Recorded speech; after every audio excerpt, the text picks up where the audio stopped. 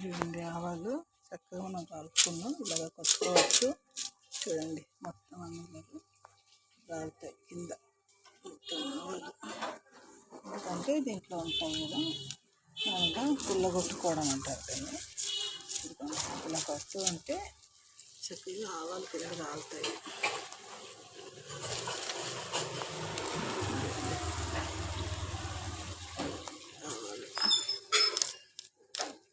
దీంట్లో నుండి కాయల్లో నుండి వేరే అయిపోతాయి.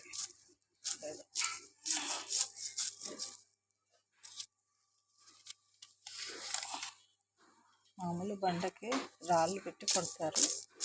మనమైతే పేపర్ పెట్టి ఇలాగా కట్టుకోవచ్చు.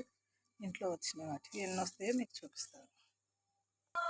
చూసారా, ఇలాగ రాలుపుకొని కొంచెం ఆరిన తర్వాత మొత్తము ఇలాగ వచ్చేస్తాయి ఆవాలు. చూడండి ఎంత చక్కగా వచ్చినాయో.